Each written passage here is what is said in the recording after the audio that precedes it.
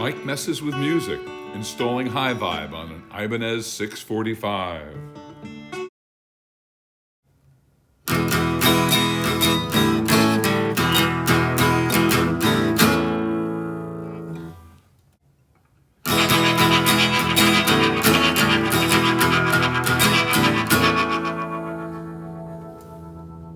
Hi, I'm Mike. I like to mess around with music. I've been messing around with guitars for just over 40 years. I bought my first guitar to take with me out to sea when I was going to sea as a merchant marine, and I was really dedicated to getting good at playing the guitar. I'm still dedicated to trying to get good at playing the guitar and haven't really made much progress. But I do like messing about with guitars, and I've got several guitars to prove it. About 10 years ago, I was in a barbecue joint in Palm Bay, Florida, and I saw this beautiful guitar sitting up on the wall. And I looked at the price tag, was a little shocked for a guitar sitting in a barbecue shop, but I thought I'll make an offer on it, and we had a good chat. And I ended up paying more than I wanted to for the guitar, but it's been a real pleasure to play this guitar over the years. It's got a decent sound. I found out something about the guitar when I went to do this project.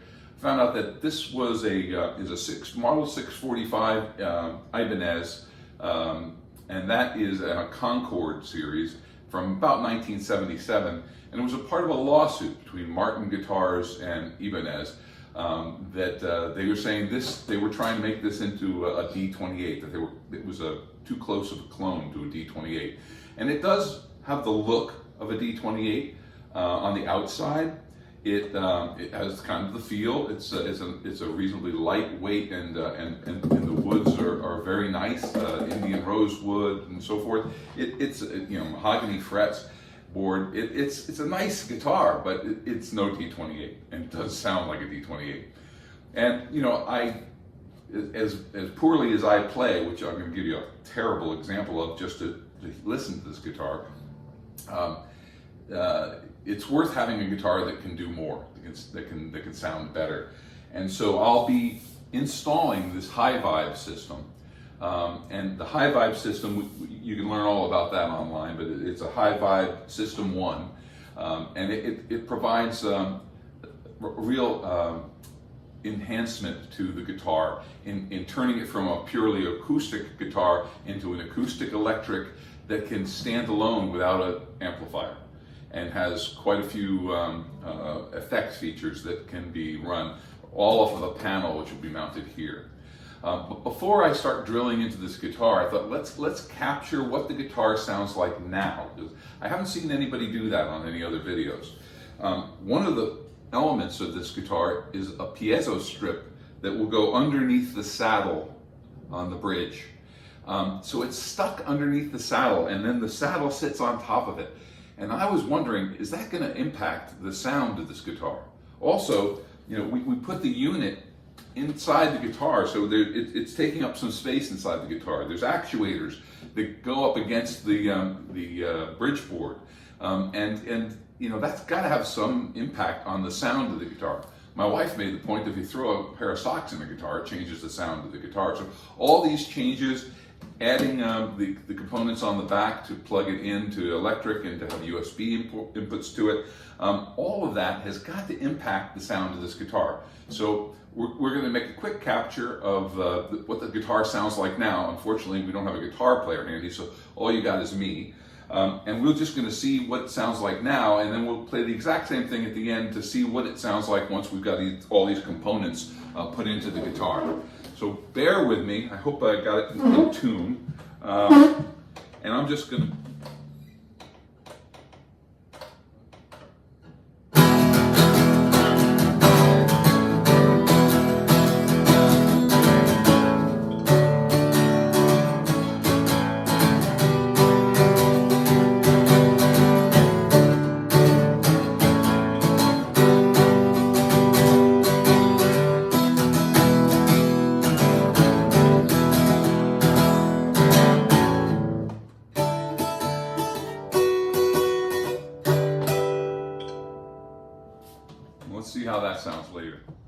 So let's take a look at everything that came in the HyVibe kit. It's a nicely packed box, I'll say. It comes with a quick start guide. Interestingly, the quick start guide is really to do with when you buy the fully assembled guitars. It basically tells you to plug it in and get started right away. Well, we have a few things to do before we can get started here today. First, let's take a look at the actuators. These actuators are what is going to put the sound into the guitar. It's going to come out of this amplifier box. It's also a control box with all sorts of effects and so forth. It ties together with your phone, so you can control it from the phone as well. It comes with this foam pad. I'm not quite sure how we're going to utilize that. It has the jacks for the back of the guitar, an input and an output that will mount here, back here. The charger, which will charge in this USB port right here, USB-C. Comes with some templates, the piezo strip that will go into the saddle that we talked about earlier, and a charging cord, some cute little labels, and these that will go to the side inside the guitar to hold the cables alongside so that they're not rattling around inside the guitar. So that's it. There isn't a whole lot to it. Putting it together is going to be a challenge. It says when you buy the kit that you need to get the help of a professional guitar installer, but I'm too cheap to do that. So you get to have the fun of watching me destroy my guitar or turn it into a really amazing new creature. So let's get started with that.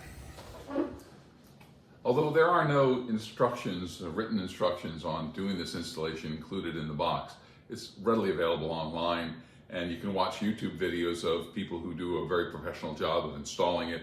I hope you'll refer to some of those and not do everything the way I'm doing it, because I like to break the rules right away.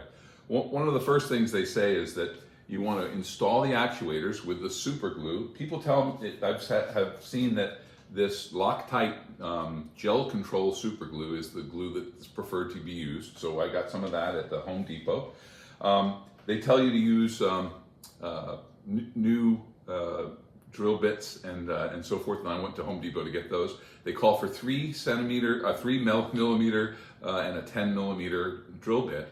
Try and find that at Home Depot. What I ended up with was a 1/8 inch, which is 3.2 millimeters, and a 3/8 inch, which is 9.5 millimeters. So close enough, I believe, for what we're doing here. Now, mounting these inside the guitar first, running the wire out to the control box, and making sure that the actuators work inside the guitar, and that there's no buzzing or hissing, and that the system is actually functioning properly, is an initial test they want you to do before you start drilling into the guitar and cutting holes in it and all, which makes perfect sense. However, the actuators go right here, and the hole you drill for the piezo strip goes right here on the saddle. Worries me that it's all so close. So I'm going to drill the hole for the piezo strip first.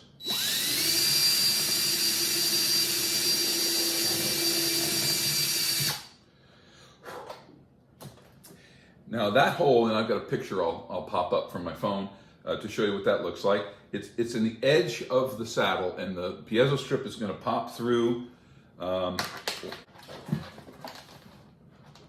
Isn't that special?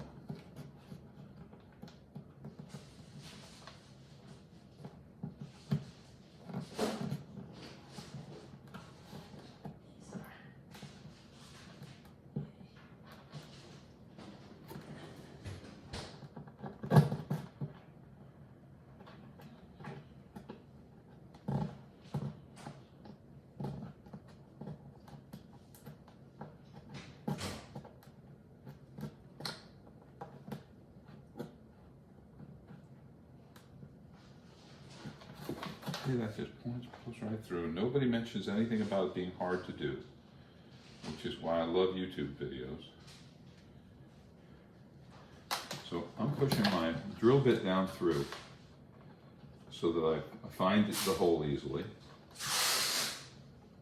And I'm putting the tip of this right on the edge of the drill bit, following it up into the hole and pushing through. That's the way to do it.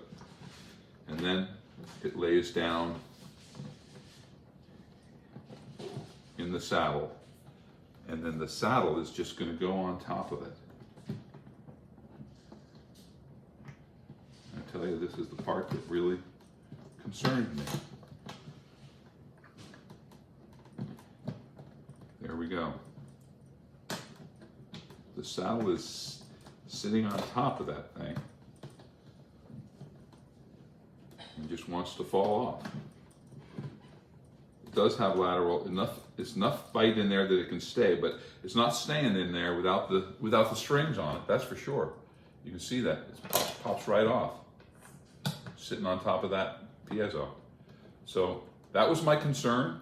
I hopefully caught enough that I can edit that and show you all, what I went through to get that in there. But that was my concern. I'm going to take that out now. Now that I have a clear way to do it and put it back in again. And now I'm going to look at mounting these actuators inside there.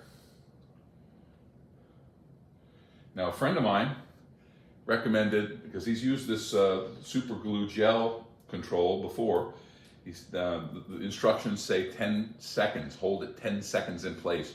Doesn't say anything about turning the guitar upside down. His recommendation to me was turn the guitar upside down so that you're placing these down.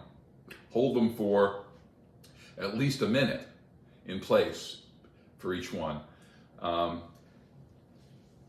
You need the wires to be going in the direction of where the control unit's going to go. Control unit's going over here on this side. So that's the direction that you want these facing. So this would be the on the top side of the guitar, and this one will be on the bottom side of the guitar. And we need to find a place for these that they're going to fit. And I'll show you some pictures from inside this guitar. I said earlier, it's like a D28, it looks like a D28 on the outside. You can see the framing is nothing like a D28 on the inside. And it's a bit of a challenge on how we're going to put this, how we're going to mount these in. And they're a little bigger than I was imagining, so I'm thinking that they might not fit where I had hoped. And I'll reach in here and see if I can feel around to where I was hoping they would go. So I was hoping they would go like that. And I was hoping with this one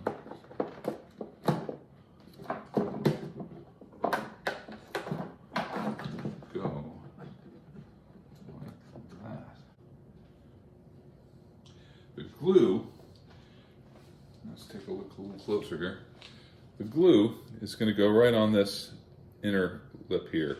You can see when you look at the actuator, it's like a speaker, and this is the ridge that's going against the soundboard, basically, which is what's going to make the sounds. So I'm going to flip the guitar upside down doing this. Well, I'll start like this, and then I'll flip it up.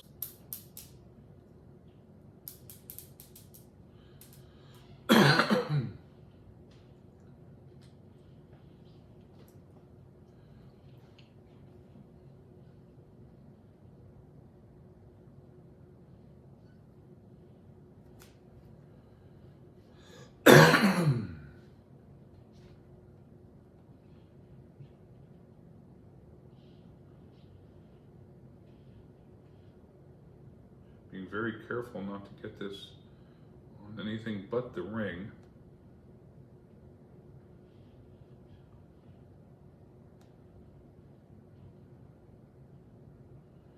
Get it all the way around. I want this to be a good firm seal.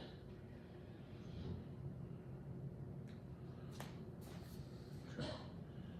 Here we go.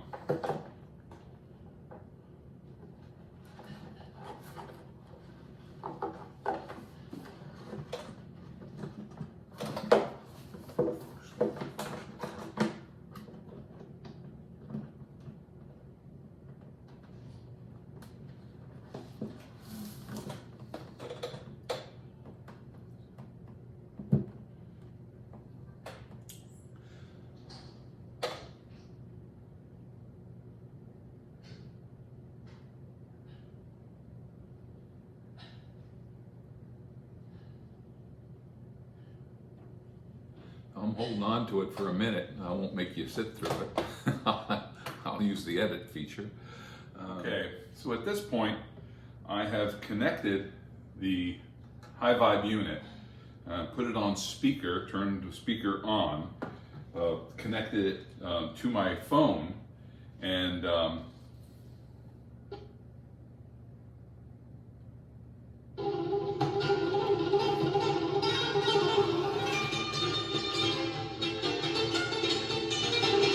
Aldo Miola, Friday night in San Francisco, the short tale of the Blackwoods. My guitar now plays much better than I do.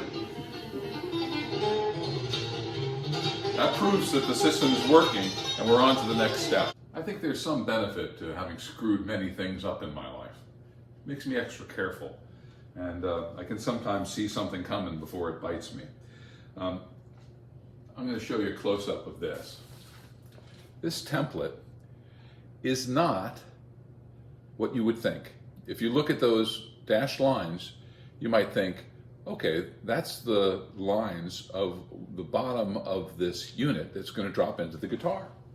And if I cut a line on those lines, then that should fit this unit there.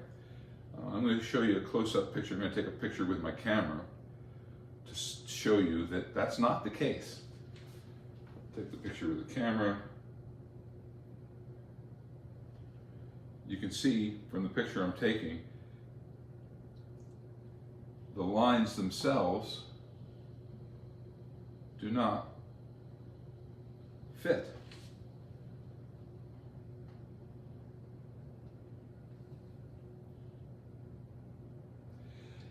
And I've determined what this really is by watching some of the other people do their videos. What we really do is we drill a hole at each of these intersections with the 10mm drill, which is a 3/8 drill, which is 9.5, but that still will be close enough.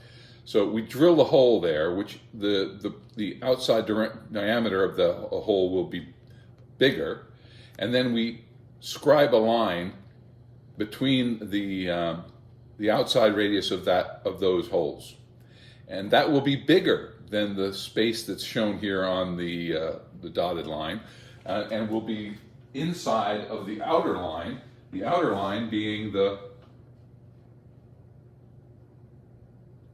really where you want the cut to be.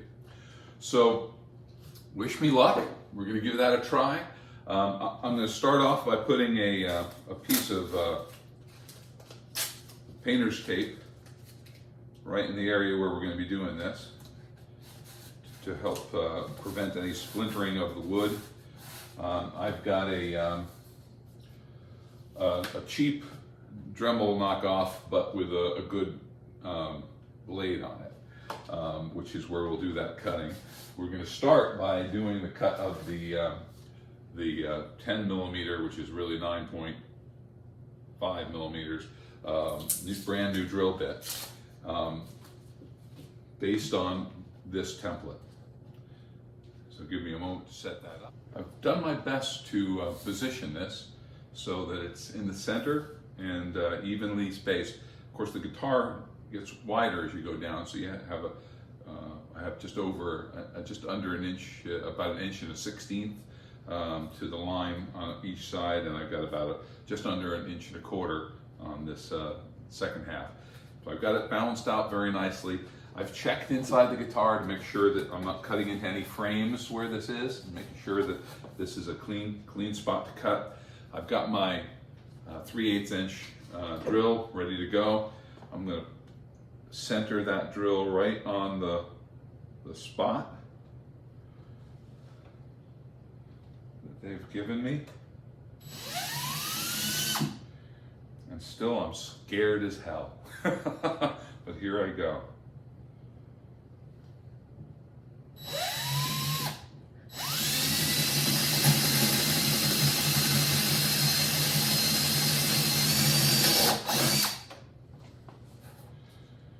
Okay, one down, 3 more to go.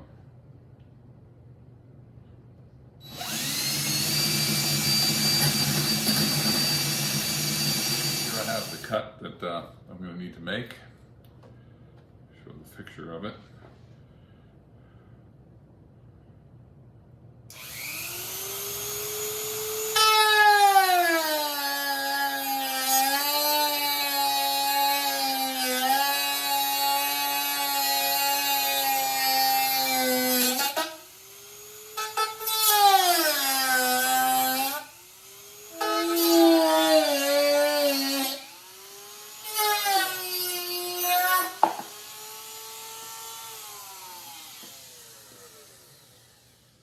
Say that's not a perfect hole is a real understatement. Oh my. I guess it's always good not to be too big. I think I can see where the problem is here.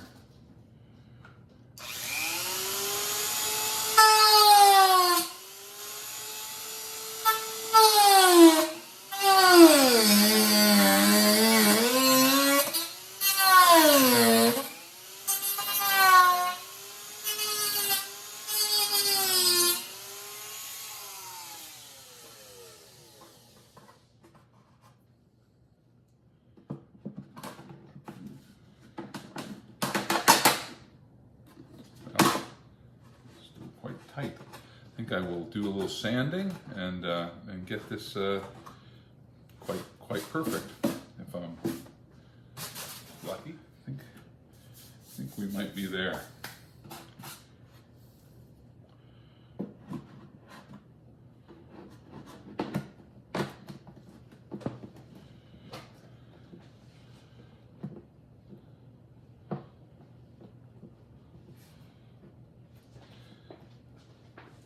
So as you've probably noticed about guitars, there are very few very flat things on a good guitar. Everything's got a curve to it. In this case, you know, there's a bit of a curve up that's happening here, and so you end up with a lift. And this is the reason for the foam. I can see the reason for the foam. The foam will fill that gap, and there won't be a gap between the two. And I'm favoring that idea now. But look at how it fits in.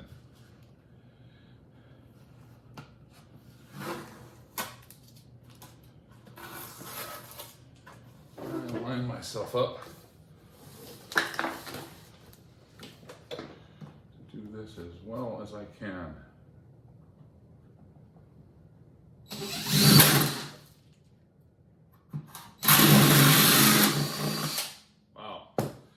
Cut faster than I thought it would. Okay. Well, there's a hole in it. Okay. This is the component that goes in that. And before I install this, I'm going to pop out the system unit, and I'm going to get a vacuum cleaner, and I'm going to make sure I get everything, all the particulate out of the guitar.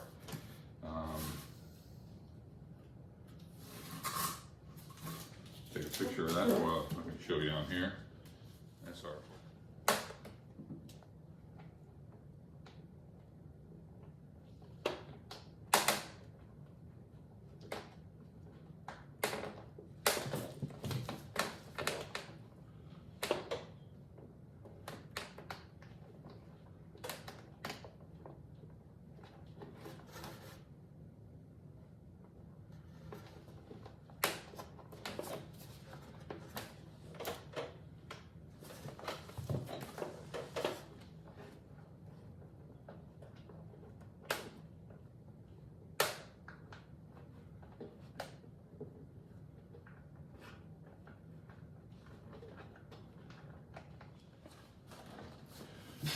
So job done. The HyVibe System 1 has been installed, tested. It's working. Now with the unit turned off completely, I'm going to play that music again. I'm going to tell you what I have found. The saddle did not sit down fully because the piezo is in there, and it's leaning forward some. And as I was putting the strings on, I had to be very careful. I put the middle string on first to hold the saddle in place, and then worked my way up to it. But it's definitely not pure. It's not like it was to start with. So it does have an impact. And I'm wondering, I think that shaving the saddle a little so that it's not standing up as tall would be the answer. But luckily this has a tuner on it as well. And I just put the strings back on, so you know that I need to work on keeping them right. So let's just do a quick tune.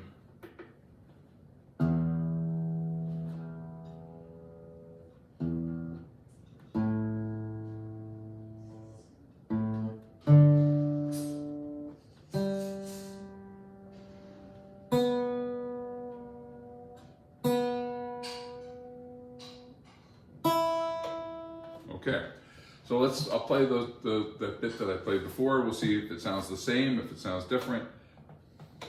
Oh, I was using a pick. So that would definitely make it sound different. There's the pick. I'm not a pick player, by the way. That's one of the reasons. I think it's an excuse for why it sounds so bad, but here we go.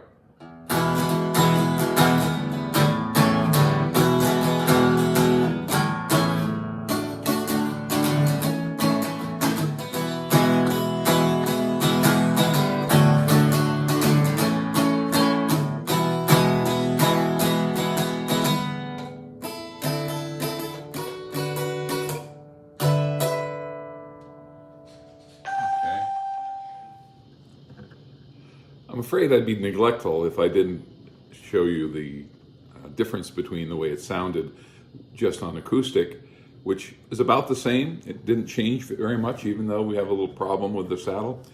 But I thought I'd turn it on and give you just a little feel for the kind of sound difference that's coming out of this guitar, because it's pretty significant. I'm going to move to the effects window, and I'm going to start off with it off and just play a few just simple chords. Okay,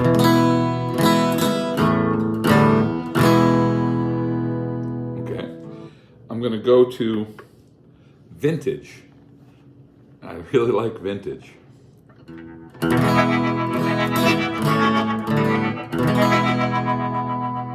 I really like that. Try this. Reverb.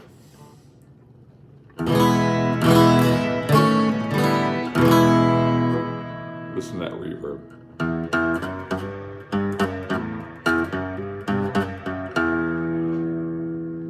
I'm a better guitar player already. I just wanted to insert this, and then we'll wrap up on the next one. I'm going to enjoy this. I'm going to be picking at it. I'm going to play it, and who knows, I might become better at playing if I play enough.